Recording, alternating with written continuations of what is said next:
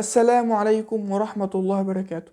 أهلا بيكم في محطة جديدة من رحلتنا، رحلة معرفة بالله. والنهاردة معانا اسم لله عز وجل، اسم لو عرفته بجد مش هتبطل حب فيه. ومعانا النهاردة اسم الله الحيي. احنا دايما بنقول يا رب ارزقنا الحياء منك، ولكن الله عز وجل يستحي من عباده. أيوة، من أسمائه الحسنى الحيي. وده الاسم اللي انت لو عرفته بجد هتعرف انك وانت بترفع ايدك للسما تدعي الله عز وجل ان الحيي لا يرضون خائبتين ابدا، وترفع ايدك وانت كلك ثقة ويقين.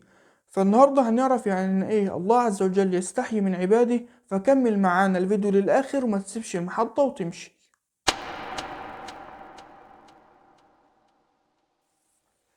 في لغتنا الجميلة الحياء معناه الكسوف والانقباض، ولكن حياء الله عز وجل مختلف.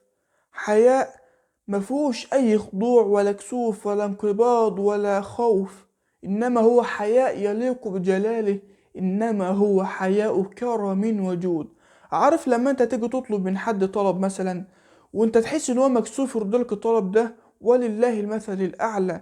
الله عز وجل حيي يستحيي أن يرد عبده رفع يده إليه وقال يا رب أعطني وما يدلوش. والنبي صلى الله عليه وسلم ذكر ذلك صريحا في الحديث، فقال صلى الله عليه وسلم إن الله حيي كريم يستحيي من عبده إذا رفع يده إليه أن يردهما صفرا خائبتين.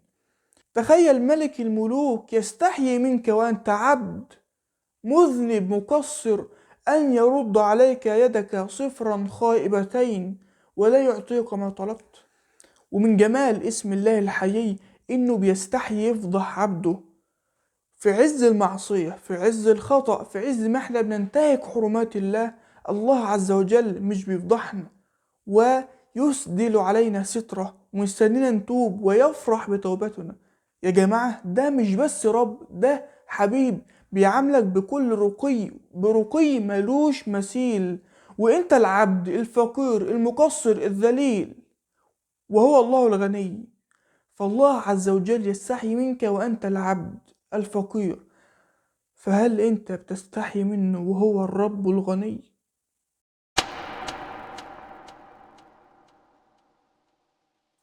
لما أنت تعرف إن ربنا حيي ده لازم يولد جوانا حاجتين.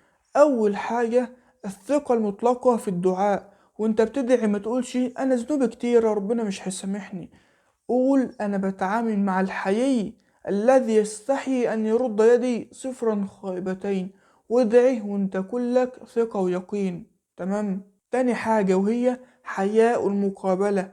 لما تيجي تغلط افتكر ان اللي انت بتعصيه ده بيستحي منك، فانت كمان يستحي منه انك تقابله بمعصية، وهو سبحانه وتعالى بيقابلك بالستر والجمال. الحياء من الله عز وجل ده اللي بيخلي العبادة طالعة من حب مش بس من خوف.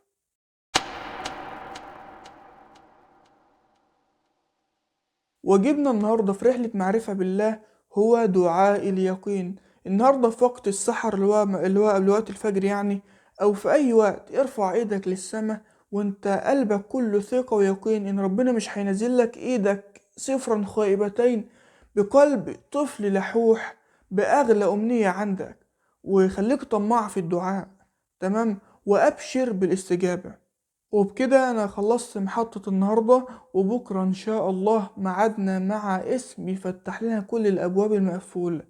فيا صديقي، الحلقة ديت مهمة جدا جدا وفيها فوائد كتيرة، فحاول إنك تعيدها تاني لو أنت مستوعبتهاش كلها، وابعتها لكل أصحابك وحبايبك، وانشر البرنامج حتى تعم الفائدة ونزاحم أهل الباطل. تمام. وما تنساش طبعا تدعمنا بلايك واشتراك وتقولنا رأيك في التعليقات عشان الحلقة دي اليوتيوب يرشحها لناس كتيرة فالكل يستفاد منها.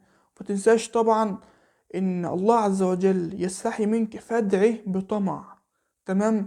وصوما مقبولا وإفطارا شهيا، ويا رب يا رب يا رب يا رب اجعلنا من عتقائك من النار ومن المقبولين في هذه الليلة. وما تنسانيش طبعا في دعائك. والسلام عليكم ورحمة الله وبركاته.